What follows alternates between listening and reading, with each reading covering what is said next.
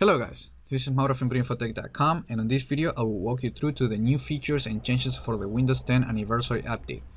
So it's finally here, we get the anniversary update, and it's packed with a lot of features, changes and improvement that just makes the operating system a lot better.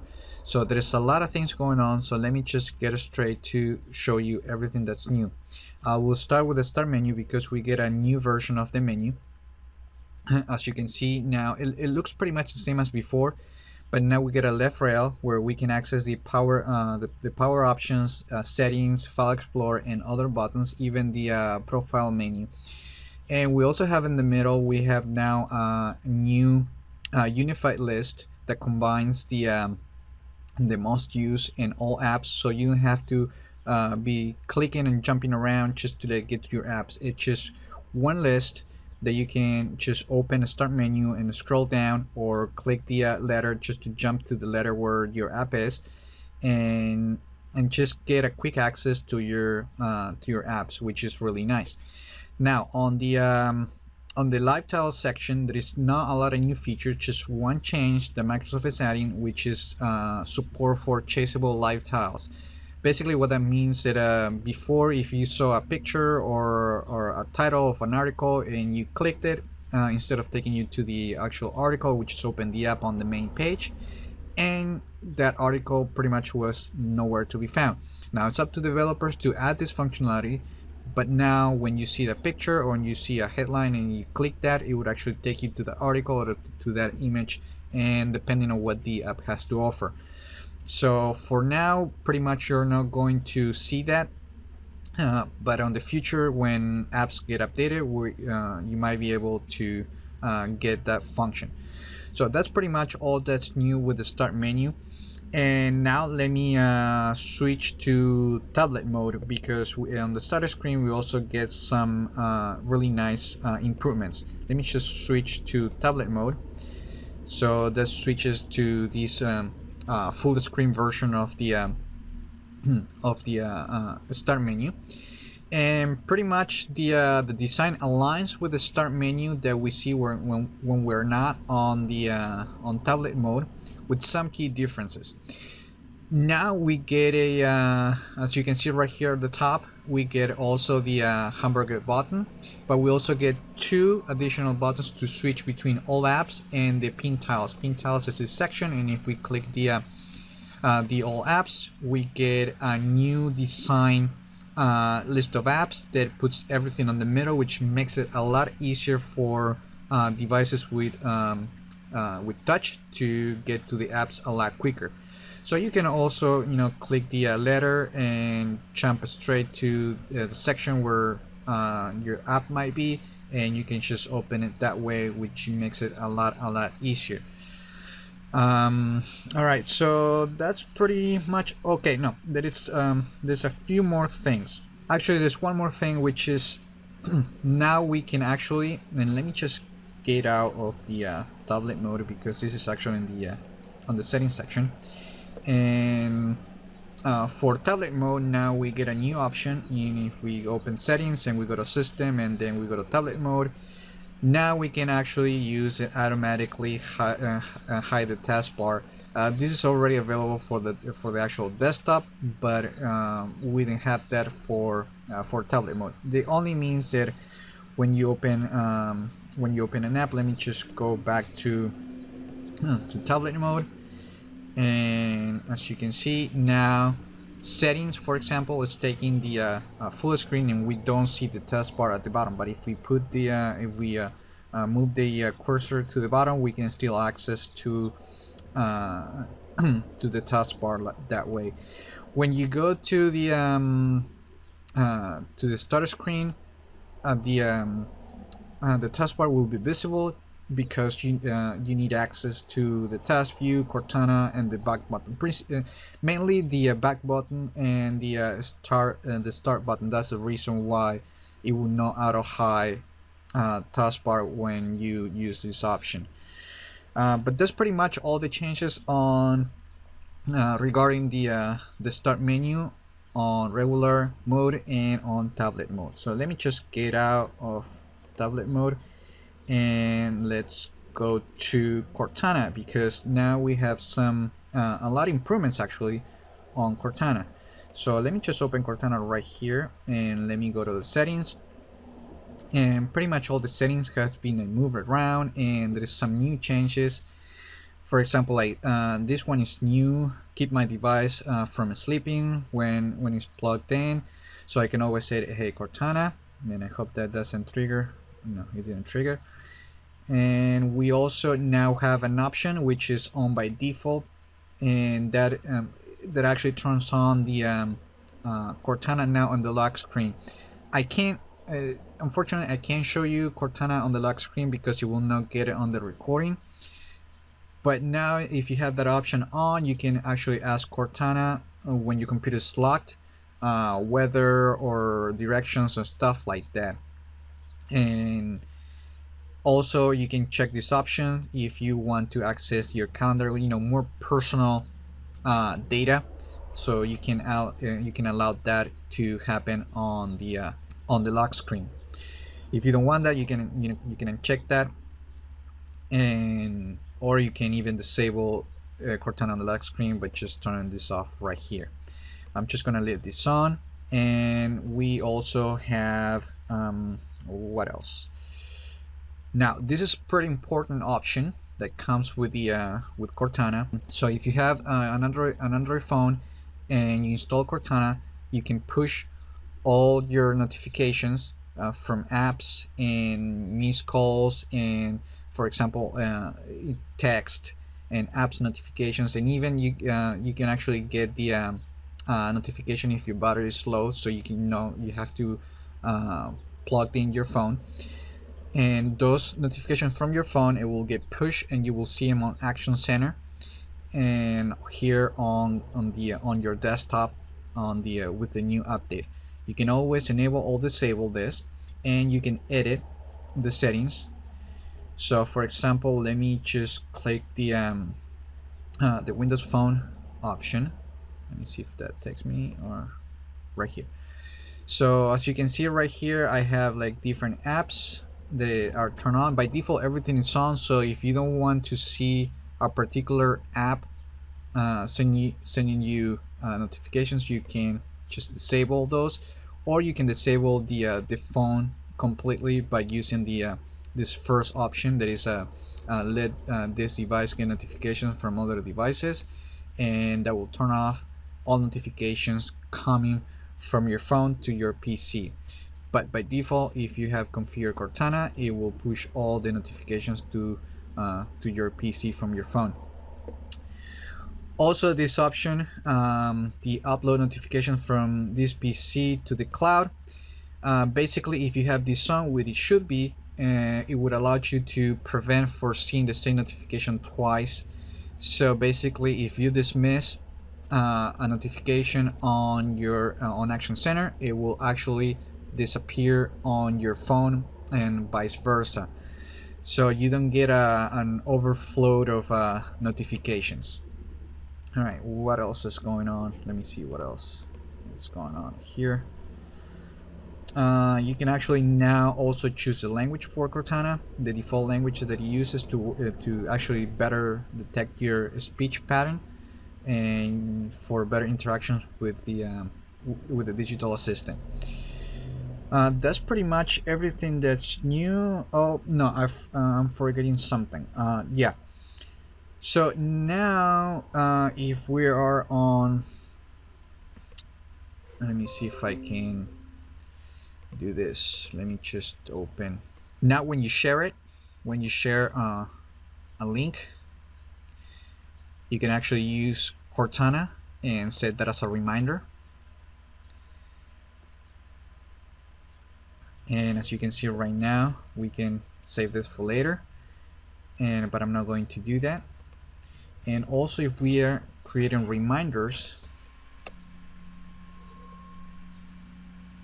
so now we can actually we can add a picture. You can take a picture or add a picture from your camera, from your library. So let me, for example, I'm going to pick this one, and that's what I want to get reminded of. and let me just choose the time specific. Actually, let me just change that to just change the time, and I'm gonna hit remind. And now I'm gonna show you something else that's going on the Action Center, which actually notifications improvements that I'm going to show you in a few seconds. All right, so that's how you create a reminders, adding a picture. So like if you're if you're at the store and you just need to remind to get a reminder of something to buy the next time, you can just take a picture and just set as a reminder. So it's really useful. This new feature is going to help a lot of people. You can do that on your phone and your computer, which is really nice. All right, so now we can see right here. Now you saw that. You saw now that we have, those are the new notifications. Those are rich notifications that I'm gonna talk to you in a few seconds. And let me just show you what else.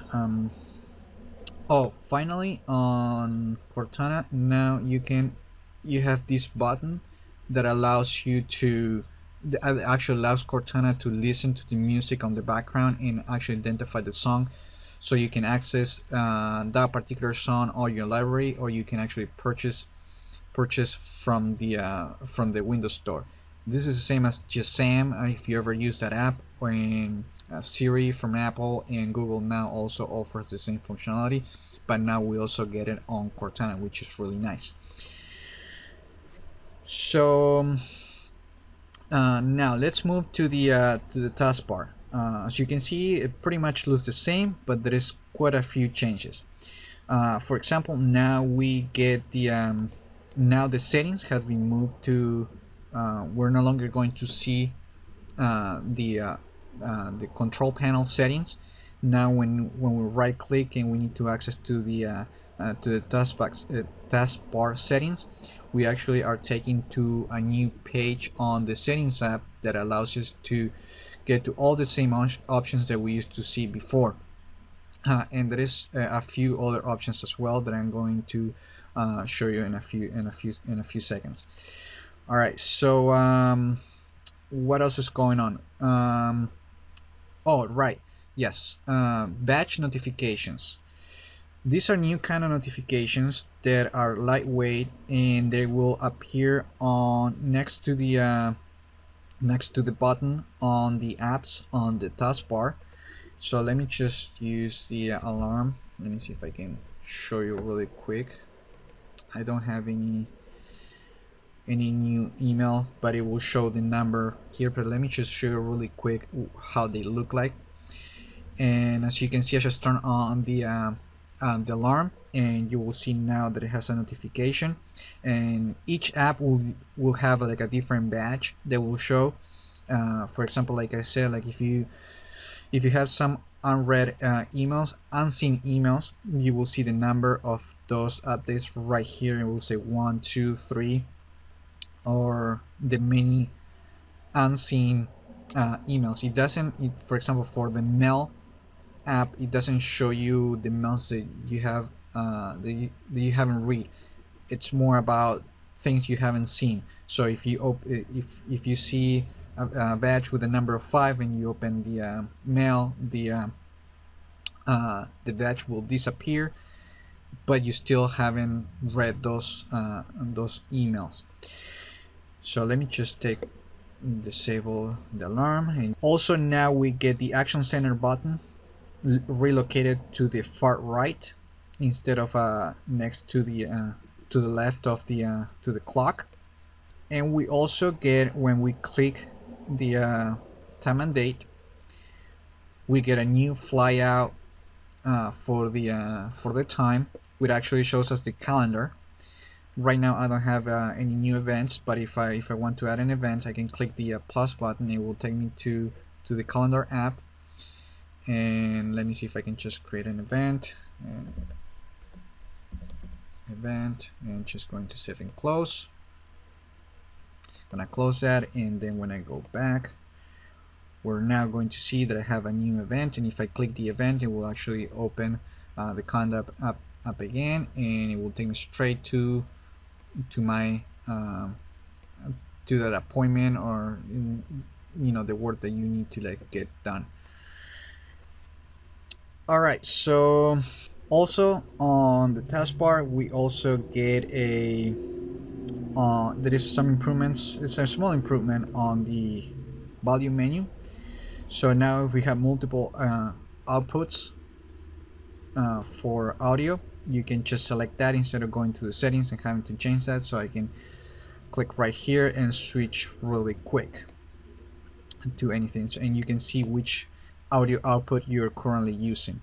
So now let me just continue showing you what's improved on Action Center. And now we get a new we have a lot of improvements on Action Center. I showed you before. Now we get these new rich cards that they can have an image, or you can even like reply to a text if you got that from your phone, and you don't have to use your phone to to reply to the message. You can just do it right here from Action Center. Also, one thing I forgot to tell you, that the I don't have a new update, but you will see that the icon for Action Center, when you get new notifications, you also get a badge with a number. And if you get for example, like 2 notifications from Twitter or the Xbox app, the actual icon right here is going to rotate and it's going to show you the type of notifications that you have. So it's easier for you to identify the actions that you need to take, which is really nice. So now also we have we can set priority for notifications on apps, and that we don't do it from Action Center. We actually have to go to the settings app, and then we go to home, for example, and then we go to notifications and actions. And when we click an app, we get this new section that we can set the number of notifications that we want to see on Action Center. In this case, we can choose between 1, 3, 5, 10, or 20, and we can set the priority. Like we can show it at the top, hide, or normal, which is the default action. Also for Action Center, we can now rearrange and auto remove the quick actions buttons right here on the bottom. And the only thing we have to do is just go to notifications and actions, and we can just remove rearrange the buttons any way we like. And if we want to remove any of the buttons, if that's something you don't use, you click the add and remove quick actions link, and then just remove all the buttons that you don't want. So, and you can actually disable all if you don't need them. As you can see right now, we go here and we don't see any of the buttons. But let me just add a few right here, and let me just add the tablet mode. It's always good to have that one, and quiet hours and Wi-Fi. So as you can see right now, we get all the buttons right there, the ones we chose. And I already talked to you about universal dismiss, which is that if we see an action in an Action Center, we see an app, and for example like Twitter, if you have Twitter on your phone, if I come here and let me just show really quick, when you dismiss them all, you won't see any of those updates on your phone. So you dismiss them once, and that dismiss syncs across devices, so you don't have to see all those new notifications on your phone, which is really nice. Alright, so now let's move on, and let me just show you the improvements with Microsoft Edge. Alright, so there's quite a few changes with Microsoft Edge, and perhaps the most noticeable change is the new introduction for extensions. Like if you use Chrome or Firefox, you're used to extensions, but now they're also available for Microsoft Edge, and you can easily find them when you click the menu button here and then go to extensions, and then you can click the get extension from the store, and this will open the new store, which I'm going to show you in a little bit, and you can choose and install many of the extensions. We don't have a lot extensions right now, but there will be coming more in the future. Let me just choose let's use the as an example, the Pinterest button. You can click here to install it, the free button. Let me see if that installs, and just like that we get a notification that we have a new extension, and now we get an alert on Microsoft Edge to turn it on. It doesn't by default turn it on, so it's something that you have to do manually. We click it and we turn it on. Now, as you can see, now the extensions, they will be placed right here, and we have to actually click the menu to see them. But you can easily go to extensions and click the extensions you want, and you can click and you can switch on the show button next to the address bar, and you will see that now it appears right here next to the address bar. So you can actually come on this section, you can actually uninstall the extensions at any time. You can click that and click uninstall, and then click OK, and now that extension is gone. And you know, there is other extensions you can use as well if you want to show that. I mean, that actually doesn't, as you can see, not all the extensions you can actually get them into the next to the address bar, so it's something to keep in mind. But for example, now Office also allows you to do that. And so now let me just go to settings, because there are a few changes there as well. And now that we're here, let me just show you really quick that, as you can see, now we get I just got a notification, and now I got the number. So that's the numbers of notification I haven't seen. So that was from another app, and if I have like many other notifications, this icon will rotate and show me how many notifications I have per app. All right, so let's go back to the settings on Microsoft Edge, and now there's not too many changes, but there's quite a few improvements on the on settings. Right here, this section has been streamlined, so now the open Microsoft Edge with, it's a drop-down menu instead of simple options.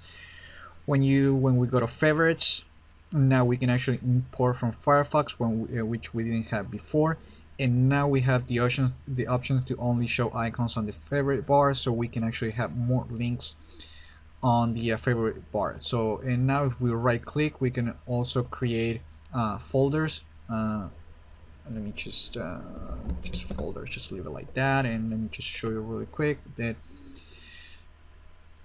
you can create a folder and rename it, and just do pretty much the same thing as with any other browser. Although they're really small changes, we didn't have them before, but now we have them, and that's really nice. Now let me just go to the clear browsing data. When we click that, we get a new option that it says always clear this when I close the browser. That means that whatever you select right here, it will be deleted. All the cache, all that information will be deleted when you close the browser. So that's off by default, but you can come here and leave that turn that on. We also get this account option that it only does is opens the settings up to your account. Let me just show you really quick, so you can change those settings. All right, so let me see what else. And for the sync your favorites and read list, also we have the device sync settings, which actually takes you to the settings app to change those settings. Now let's move to the advanced settings, and now it's a lot easier to set a specific page to when you have the home button. Right now I have it to like Google, so you can change to anything you want, and you can just switch to the start page if you want, but I'm just going to leave it like that. Some improvements also has been added to the download section. Now you can actually set the default location where to set your downloads. You can change that right here and set the location. And we have this new option that it says ask me what to do with each download. So instead of downloading automatically, you're gonna get a prompt where you want to say that download, which is really nice. We didn't have before. And also when you close the browser and there is one download in progress or many downloads if you have any download in progress, you will get a warning that if you close the browser, you will lose those downloads. So it gives you a chance to finish the downloads. One of the biggest features also, besides extension, is notifications for Microsoft Edge. So now we have this new notification section, and if we can click manage, we can get. Let me see if I can actually go to the site to show you really quick. Then now we can get the let me see. So we click authorize, and let me show notification, and as you can see, now we get also notifications for websites. This you're going to see this pretty much on sites like Facebook or Twitter. If you get a new tweet or new message, you can get notifications. Notifications will appear right here, and you can enable and disable them. Like if I disable that and try to show a message, it will not show anything. If I have to authorize, I will now get access to that, so I have to come back and turn it on and then show, and you will see the new notification right there. So that's really nice that we get these are really nice improvements on Microsoft Edge. Also, there is some improvements with Microsoft Edge when you use touch. So now you can actually use your fingers to swipe back or forward to switch between pages. This was a highly requested feature we didn't have before, but now we have them. Alright, so now let me show you that we have some new improvements on the developer settings, which is on the about flags section. These features always changing. So if I show you something today, it might change tomorrow. But all the new settings, pretty much everything, it's new since the last version of Microsoft Edge. So I just want to show them to you. For example, like now, if you are a web developer, you used to right-click a page on a page, and you will be able to select the view source or inspect element. And those, when you do that right now, let's say right here, you will see them. But right now, if you do that, you won't see those options. By default, this is off. So if you're a developer, you have to come here and actually enable that, so you can go back and right click and inspect element and view source. There is a few other options that you can enable, but one that is interesting right now, that's the on networking, which also it's disabled by default, but you can enable, and that's the enable TCP fast open. Which basically, without going too technical, basically what it is, it just makes it's a new extension of the TCP IP protocol that makes websites load a lot faster, between 10 and 40%. If you want to try that, that's still on testing. Everything here is experimental. So, like I said, if a feature comes stable, it becomes part of the operating system, it gets removed from this section, and it actually gets integrated into the web browser. But if it doesn't work in the future, you won't see the option. So if you want to test it right now, you can enable right here, enable TCP fast open, and you might be able to get faster loads on websites.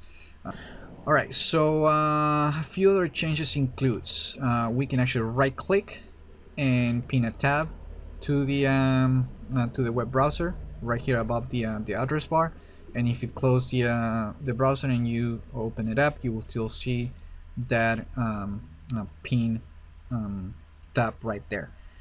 And we also get I can't show you because I don't have a Windows Hello a camera with Windows Hello support, but now we can Windows 10 supports and Microsoft Edge supports Windows Hello for websites, so you can actually log in on certain websites and without using a password. It would just use your facial recognition or your thumb print just to access to a certain account that you might have online.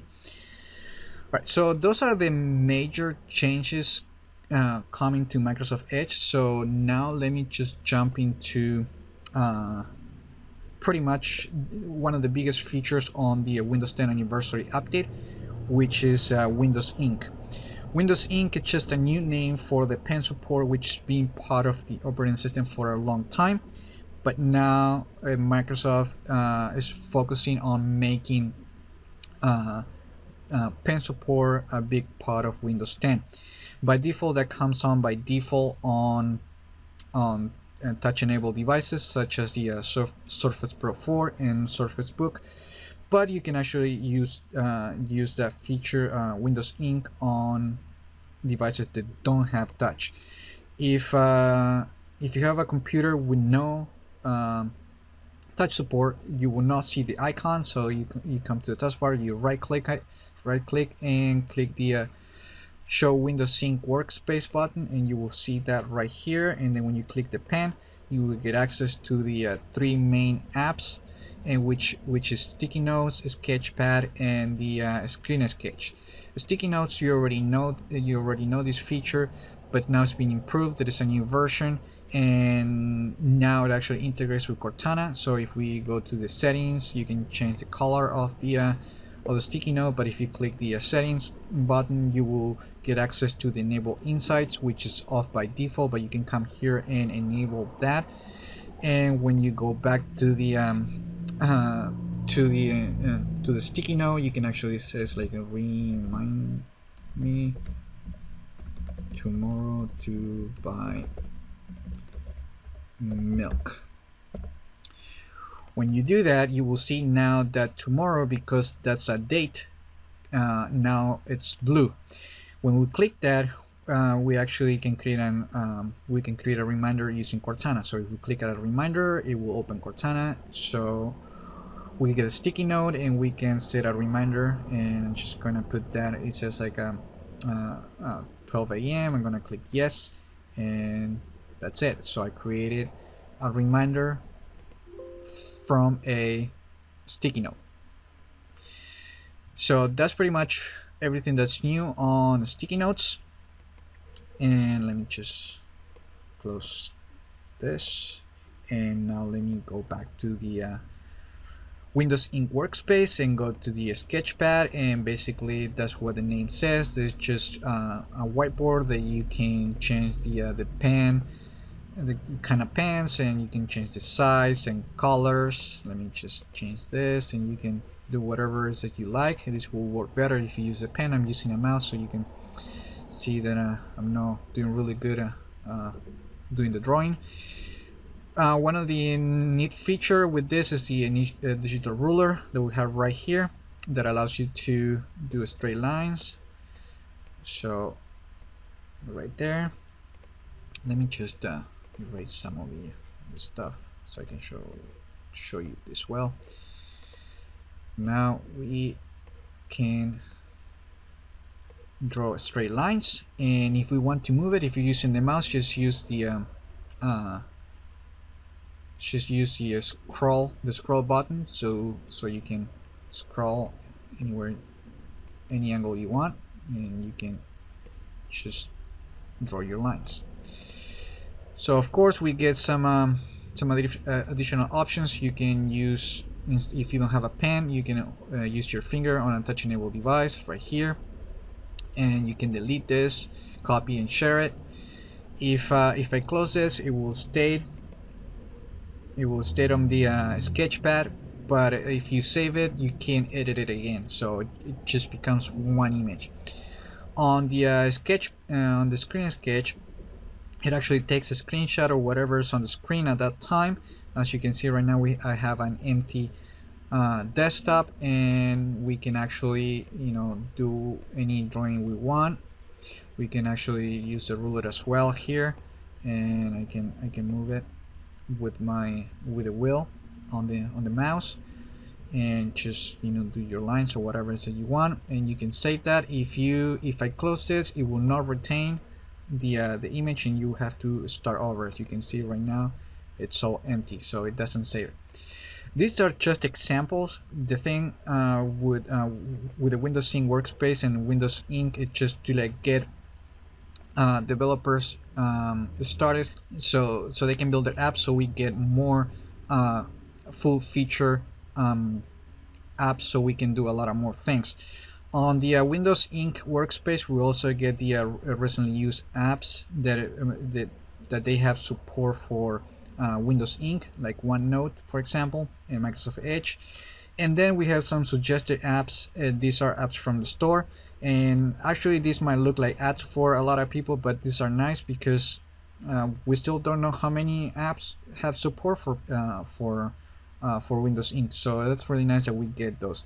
If you want to change the settings, you click right here, which is not very intuitive, but you click right here at the bottom, and that will take you to, oh, actually no, it didn't, but that changes. I think that changes quite often. That you used to be able to click the bottom here and get to the settings, but I guess it's not the case.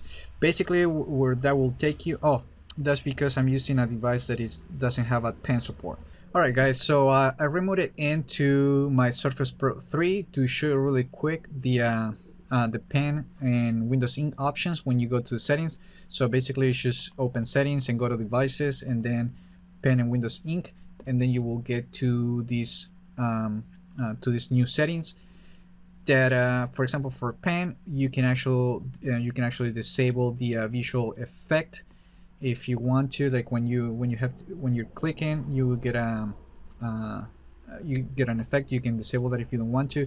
This is pretty much my favorite feature to disable, which is like when you're using the pen, when you get closer to the screen, you will see the cursor, and if you don't want to see that, you can come here to this section and disable that. And there's some other options to ignore touch when I'm using my pen. Show the handwriting panel when not in tablet mode, and there is no keyboard attached. And there is also the Windows Ink workspace. Here's where you can disable the show recommended apps. So if I disable this, you will not get the suggested apps, which are recommended not to do it, so you know which apps have support for Windows Ink. Then we have the pen shortcuts. So if your pen, like the Surface pen, comes with a button on the top, you can customize those, and you can actually customize the click once, double click, or press and hold. What's interesting is on the click once, if you choose the Windows Ink, you can actually choose different apps if you want. You also get the click once to open Windows Ink workspace notes, even when the device is locked. So basically, you can actually use a sketch pad and the screen sketch, and even sticky notes when your computer is locked. If you like to do that, you can come here and enable it, or you can leave it disabled. So that's pretty much all the changes for the pen and the Windows Ink. So let me get off of the this remote desktop and continue with the walkthrough of the Windows 10 anniversary update. All right, so I'm back, and we went through a lot of new changes coming to the Windows 10 anniversary update. So now let's get into the settings app, because there is a lot of new changes coming actually that are included on this version. First of all, on the when you open settings, we have a redesigned settings that brings a search and other tweaks to the settings app. We had search before, but it was far to the right and wasn't really intuitive. but now we get them front and center on the home page and throughout all the pages. So now if I do like a display, we get some initial results. Like if we want to get more results, we just click the show all results, and that will take us to the results right here. And now when we go to, oh, you also notice that the background is no longer gray, it's all white, and this is throughout the entire experience. So there is a lot of tricks. For example, other tricks that are happening, like I said, now the search is on the top left with the home button right here, which is now not just the gear is clickable, but the entire button is clickable. So that takes me back, and I didn't have to click just the gear. I can click any section of the button and it will just take me back to home. We also have a title of the section that we're in, and as you can see now, each page on settings, now they have an icon to better identify what they are. And now let me just get and let me show you all the new features that we haven't seen yet. So for example, on apps and features, when we go there, we now have an option to, let me see if it actually goes. Now we have on supported apps and have to be Windows Store apps. Now we have an advanced options link that we can click, and that will take us to this section where we can actually reset the app when it's not working. Instead of installing or reinstalling it, you can come here and just click the reset button, and this will delete the data from the app. And it's like when you click reset, it's like getting the app for the first time, so you have to relog in and enter all your settings. Also, we have a section for apps add-ons and the downloadable content. So if the apps has support for the downloadable content, you can come here and control those right here on this section. So now some of the options have been renamed from, for example, a battery saver, now it's just battery. And when we go there, now we get a redesigned page that brings more of the content front and center, so we don't have to jump around to get to those settings. When we go to the battery uses by app, we're going to see a list of apps and how they're using the battery on your device. And when we select it, we're going to see 3 options that we can select manually if we want to, and that's the always allowed in the background and never allowed in the background, and managed by Windows. Basically, this is the managed by Windows is a default, and this is only available on supported apps, and basically allows Windows to control how apps are being run in the background. And if there is like there is a high drainage of battery life, Windows 10 will automatically shut down those apps to save battery life on your computer. And don't worry, all your work is going to be saved. And now when we go back, there's also some other changes on storage. And when we go to the drive C, for example, and then we go to temporary files, and which allows us to select the files that we don't need anymore on our computer, and we can delete them. So basically, also we can also come to this section to delete previous version of Windows, which allows you to reclaim about 10 gigabytes or even more of storage on your computer, which is something that worth doing.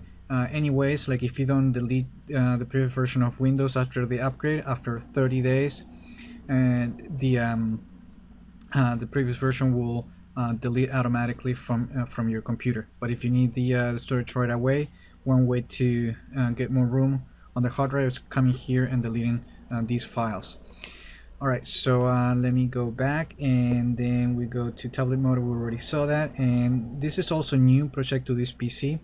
This is like a new version of this is kind of like a remote desktop already on Windows, but this allows to project different devices such as PC or phone, and through the Connect app. Let me see if I can do the. Let's see if it's there, right there. So this is the new Connect app. So these settings will control this app. So if I had my Windows phone, and I can use Continuum, and actually I can just remote in into my phone using the Continuum feature, and I will be able to control everything from here and other Windows 10 devices as well. Apps for websites, we already talked about that, and that's no, actually we didn't talk about this, but this is a feature related to the Microsoft Edge web browser that allows certain websites to be open through apps instead of loading the page. So for example, like if you go to facebook.com and you try to load the page, instead of loading the page, you will be able to open the app instead, and you can come here to disable that behavior and load the actual website instead of the app. And the apps and everything have to be updated, so that it's up to developers to add this new option. So not all the apps you're gonna be able to you won't be able to open all the apps with Microsoft Edge through this feature. It have to be implemented first. Now let's go to network and internet. So network and internet, we have some new features. For example, now we get a new status page, and where it tells you if you're connected to the internet or not, and you can come here and click any of these buttons to access different settings. But these settings are from the old control panel. So maybe in the future we're gonna get those integrated into the settings app, but not for now. One hidden feature right here is the network reset, which now allows you to, if you can connect to the internet via Wi-Fi or Ethernet, you can click here, the reset now, and it will fix that connection. You can quick get back to do whatever it is that you need to do on the internet. So that's really nice, and you don't have to troubleshoot anything. You just click that reset, and you'll be back online in no time. On the Wi-Fi section, you're no longer going to see all the available network access points. You're only going to see the network you're connected to, and you can click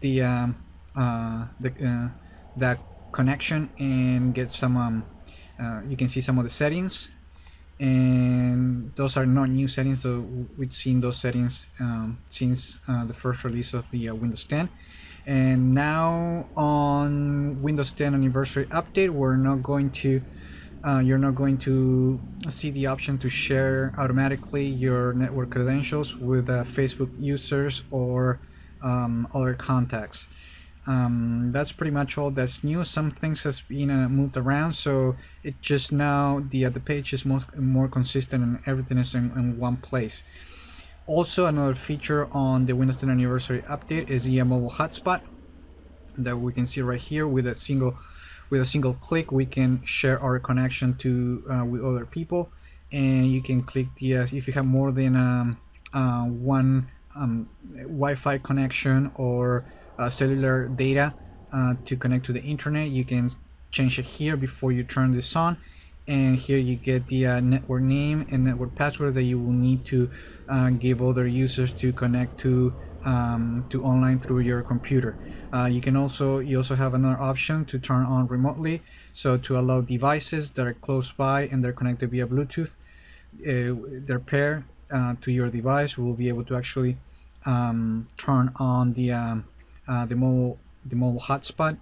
But sometimes that's something that you may not want to do, so make sure that with the people you're sharing your internet, they're the people you trust. Like, you don't want to have this always on when you have the mobile hotspot enabled. Alright, so that's pretty much all the settings and the new changes for the network and internet.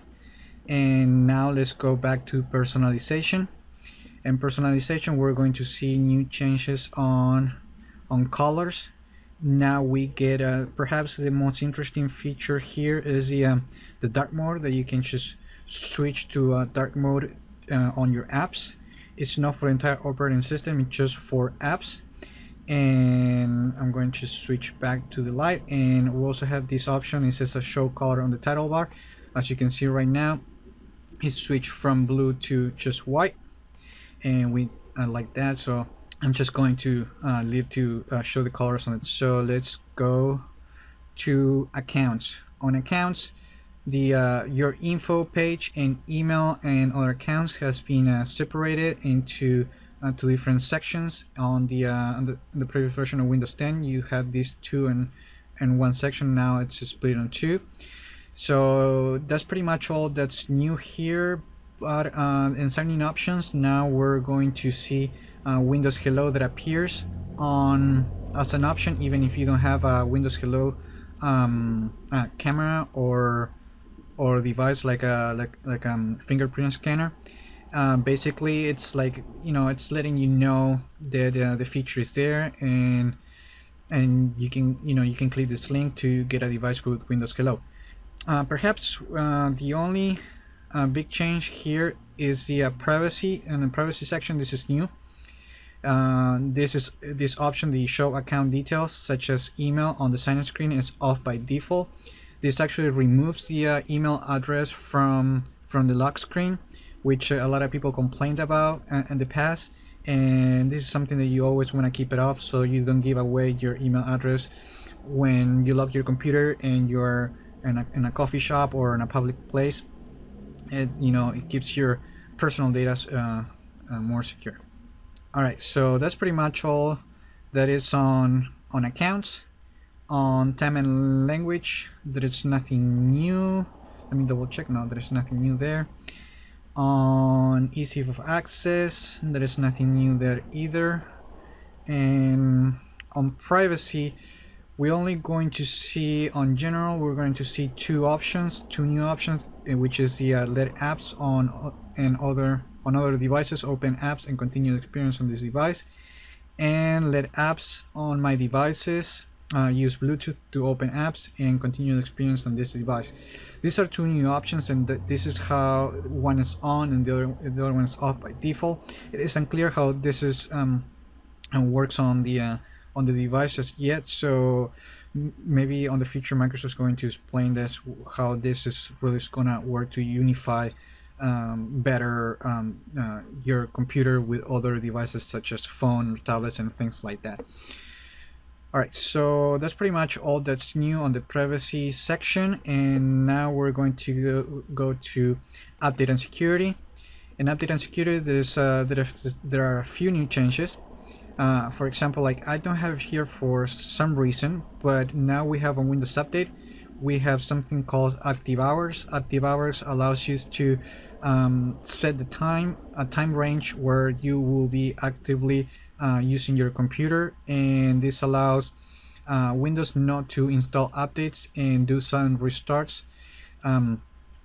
So for example, there's many times when you can be working and you just leave your computer for 5 minutes, and when you come back, you find out that Windows restarted, and if the app you were using didn't have autosave or something like that, you might lose that data that you worked on. So Windows in the past was really inconsistent on how to install updates, but now we get this option that allows you to do that. Unfortunately, I don't have it. It doesn't show up in my computer, but it will show up in your computer, and sometimes it shows and sometimes it doesn't, so I think it might be a bug or something like that, but it also might be the device too. Also, we have this restart options, which is part of the active hours, which allows you to reschedule, to override the active hour schedule, so you can set the time to restart your computer if there is a new update. In advanced options, we only have one new addition, which is this new option that comes unchecked by default, is the use the sign-in information automatically to finish setting up devices after the update. And we're not going to see anymore the Windows Insider program settings right here. Those settings have been moved to a new page right here where you can see the Windows Insider program. If you want to If you're not part of the Windows Insider program and you don't know what it is, this is a new program. This is a new program that's been out for a while that allows anyone to test upcoming version of Windows before it gets released. And you can come here if you want to participate. You can just set it up. You can add your Microsoft account and set the insider level. And if you want to get the latest version, you always want to use the fast version, so we'll get you new updates a lot quicker. A lot quicker, I mean that you will get more changes more often, and know that it will download faster from Microsoft. Just to make that clear. At any time you can come here and click the Stop Insider Preview Build if you don't want to use a pre-release version of Windows, and then you can go back to the stable version of Windows. That's the one that everybody uses.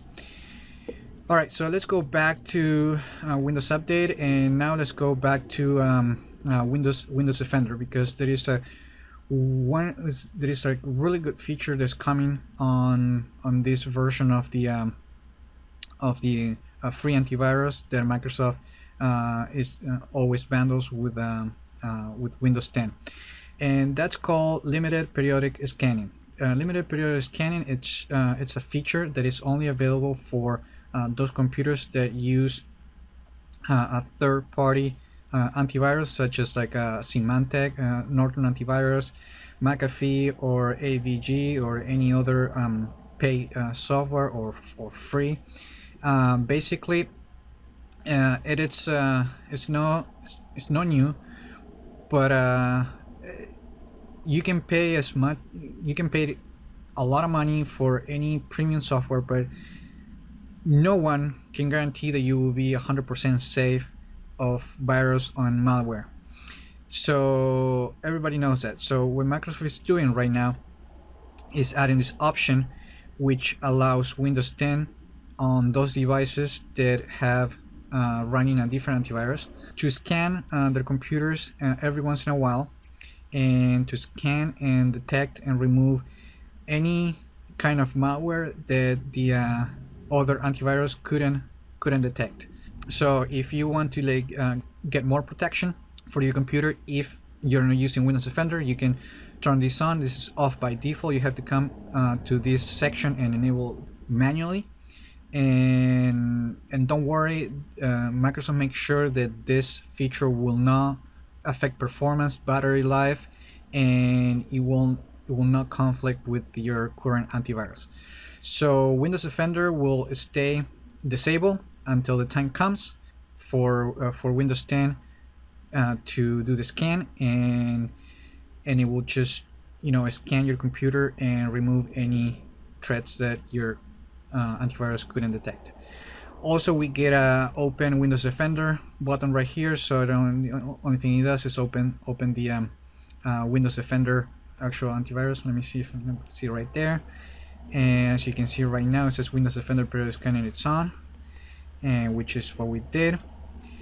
This version of Windows Defender also comes with enhanced notifications, but you can disable them. If you disable notifications for Windows Defender, you will not completely remove all the notifications. If there is some critical notification that you need to know, you will get them anyways. So it's just another way that the Windows 10 wants to make sure that you're protected. And also we have the Windows Defender Offline. Windows Defender Offline, it's a feature that allows you, when some viruses might be tougher than others to remove, and sometimes you need to shut down your computer and do an offline scan to be able to remove it. So before you could get the Windows Defender Offline files and create a bootable disk, but now with one button you can click here and your computer will reboot into Windows Defender, and it will do a scan and remove any tough viruses that might be affecting your computer. So that's pretty much all the stuff that's going on with Windows Defender. Now if we go to recovery, there is nothing new here, but this new section called More Recovery Options, when you click this link, it will take you to the Microsoft forum page, and basically it's for a new tool that Microsoft is introducing with the Windows 10 anniversary update. That what it does is allows you to quickly and easily do a clean install of Windows 10 with just a simple click. You don't need to create a bootable media or anything like that. You just use this, and it's pretty much like the media recovery tool. Once you accept the license term, you can do a clean installation of the operating system with the latest update. Make sure to keep your files if you don't want to delete those, or you can keep nothing and we'll just do a clean installation of the operating system. This is also a really nice feature if you bought a computer that came with a lot of trial software or any other software that you don't like, and it comes with a lot of installations. You can just come here and click nothing, and it will install a fresh copy of Windows, so you can start with a really clean computer. So I'm just gonna get off here because we don't want to do the installation right now. Also, then we have on activation, there is nothing new that is visible, because for example, like my copy of Windows activated, but if Windows 10 wasn't activated on my computer, there is a new option called the activation troubleshooter that allows you to quickly reactivate Windows without having to contact Microsoft support. You only click you will see a troubleshoot button. You click that, and then there is a link that you recently changed the hardware on your computer, and you need to reactivate Windows. When you click that link, you will get a list of computers that you're entitled to install Windows 10, and then just select your computer and it will reactivate with no problem, so you don't have to go through the trouble to call Microsoft. And for developers, you're not going to see a lot of useful changes if you're not a developer, but if you're a developer, you're going to see a lot of changes. We have this enabled device portal, device discovery, Windows Explorer options, and remote desktop. There is a new feature also on Windows 10, which is the Bash and Ubuntu on Windows 10, which is a Linux command line, which now you can use on Windows 10 if you're a developer. If you're, for example, like building websites or stuff like that, you can use that command line instead of command prompt. Let's see if I can do Bash right there. I have it installed on my computer, and I'm not a Linux guy, so if you're a developer, you will find this like really interesting, but regular users might never use this. If you want to get this feature installed on your computer, you simply enable the developer mode, and then just go and do a Windows. Let me see if I can get this right. Windows features. Turn Windows features on and off, and you scroll down and just click check the Windows subsystem for Linux beta, and click OK, and that will install. And after you restart your computer, you will be able to use that Linux command line. So that's pretty much everything that it's new with the settings up. And now let's move to the Windows Store, because we get a new version of the Windows Store. This is a big deal because it's been totally redesigned. If you've been into the Windows Store before, you're going to notice that. Now when we go to an app, for example, let's do this app, you're going to see that everything has been redesigned. You got a better description, and you also can see where that app is available. And right here is for PC and mobile, but let's say if we do Groove Music and we go to the app, we see that it's available on Xbox One, because Xbox One also now can run Windows 10 apps, and it's also available on PC, mobile, and even HoloLens. Along with the description, we also get the system requirements that allows you to see if your computer is actually compatible with this app. I got all the green check marks, so this app I would be able to actually install on this computer. You also get your reviews and ratings as like in any other app store, which is really nice. Then when we go to downloads and updates, this section has also been redesigned, and now we can see when the app has been updated. This one said like a minute ago, so I'm using the latest version of Word in this case, and we can see the version 2, which is really nice information to have. Also, if we go to my library, so you get a list of all your apps that you have purchased on the store, even if they're free. But one new feature that I really like is that now you have this like eye thing, this eye button. You can click that and hide that app from your library, because after a while, even if you uninstall the app, that will stay in your library. So and the list can get long too quickly, and there is no way to actually permanently remove the app from your library. So this is a way to make the list more, a way so you can control the app better. So right now I'm just showing the list with all the apps that I don't want hidden, and then if I want to show all the hidden apps, I just click the show hidden apps, and I'll see the longer list which I have with all the apps that I own. This is not a global setting, so you will have to do this per computer. So if you got another computer and you have a Windows 10, you will see a total different list, but it will be the list of all your apps. And that's pretty much all the new changes for the Windows Store, which is they're really nice improvements. All right, so that's pretty much all there's to know about the Windows Store. And then I already talked to you about the Windows 10 apps coming to Xbox. As you know, Xbox also runs on Windows 10, so it's also getting the anniversary update. And Windows Hello, not only is gonna work on the device and websites, but Microsoft is also adding Windows Hello support for apps. So on certain apps that you might have to authenticate, and this is more for businesses. They will, users will be able to use facial recognition or thumb scan to log into the app, which is a lot more secure, and people don't have to remember the passwords.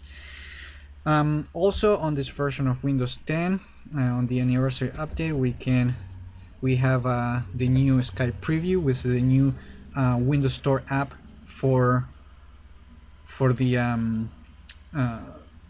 for Skype, which is really nice. This dark theme is beautiful. I really like it, but still this is a work in progress. There's a lot that's going to be coming on the future. If you don't like the dark theme, you can come to the settings and you can go to personalizations and change to a light theme. You can access also to the bots. So because the new trend is like you talk to computers, you don't talk to people anymore, apparently. So you can come here and test any of the bots available right now. I haven't tried those yet, but after you install the update, you can try them yourself. So that's pretty much all that is new with the Skype Preview. And as you can see, there is a lot going on the Windows 10 anniversary update. To be honest, I'm very impressed with what Microsoft has accomplished in less than a year. We're getting practically a brand new operating system, and there is a lot of new changes that just make the experience a lot better. And now we also have a better idea of what Windows as a service means, which is just get the operating system better over time and getting like big updates with features and new improvements at least once a year, and which also aligns with other companies such as Apple and Google, which do the same thing every 6 months or every year we're going to they release new version of the operating system. So that's a wrap. So that's everything that's included on the Windows 10 anniversary update. I know this video went longer than usual, but I just wanted to cover everything that is new on the new version of the operating system. Don't forget to like the video and share it and leave a comment. And I just hope this video was informative for you, and I'd like to thank you for watching.